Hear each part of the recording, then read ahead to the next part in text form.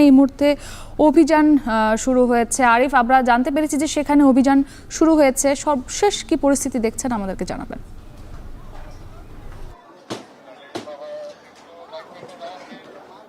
মুক্তি অভিযান শুরু হওয়া নিয়ে কিন্তু দফায় দফায় যেই বৈরিতা বলবো আমি একটি, সেটি সকাল থেকেই চলছিল। আমি এই মুহূর্তে সাদিক আগ্রোর ঠিক পেছনে দাঁড়িয়ে আছি, কারণ আপনি নিশ্চয়ই আমার দেখতে পাচ্ছেন যে সাদিক আগ্রোর যেই পশুগুলো রয়েছে সেগুলো কিন্তু পেছন থেকে দেখা যাচ্ছে।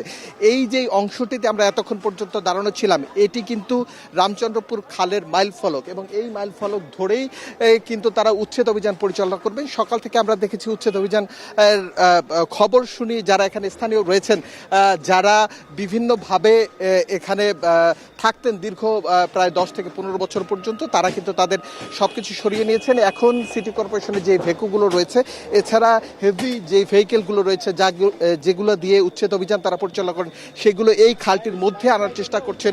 তবে এই অংশে সাদিক আগ্রোর কতটুকু জায়গা রয়েছে সেটি নিয়ে কিন্তু সন্দেহ প্রকাশ করেছেন, কারণ হলো গিয়ে স্থানীয়রা। এবং এখানে আমরা মালিক পক্ষের সাথে কথা বলেছিলাম, তারা বলছেন যে সাদিক আগ্রো এখানে যতটুকু জায়গা ব্যবহার করে সেটি তারা ভাড়ার মাধ্যমে নিয়েছেন, অর্থাৎ স্থানীয় একজন ব্যক্তি যিনি এই জমির মালিক, তার কাছ থেকে সাদিক আগ্রো ভাড়া নিয়েছেন। সাদিক আগ্রোর এখানে জমি নেই।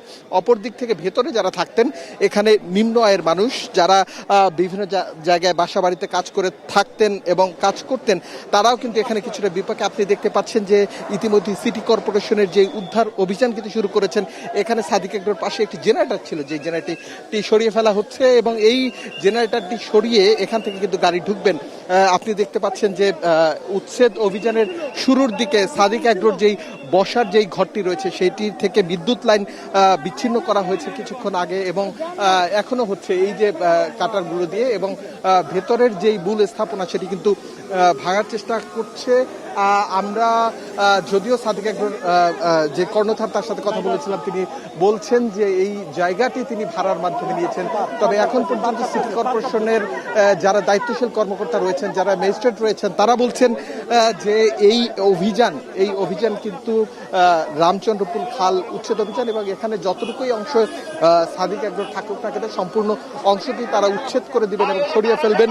এক্ষেত্রে কতক্ষণ সময় লাগবে সে বিষয়টি দেখার বিষয়। তবে এই রামচন্দ্রপুর খালের অনেকখানি জমি ধরেই কিন্তু বিভিন্ন ব্যক্তি বিভিন্ন সময় দখল করে আছেন।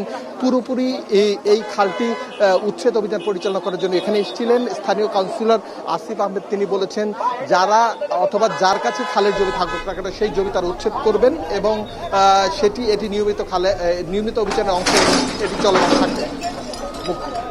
ধন্যবাদ আরিফ। রাজধানীর মোহাম্মদপুরে খাল ও সড়ক দখল করে খামার নির্মাণের অভিযোগ সাদিক আগ্রোর বিরুদ্ধে এই মুহূর্তে সেখানে অভিযান কার্যক্রম শুরু হয়েছে। আমাদের সঙ্গে যুক্ত ছিলেন আরিফ হোসেন।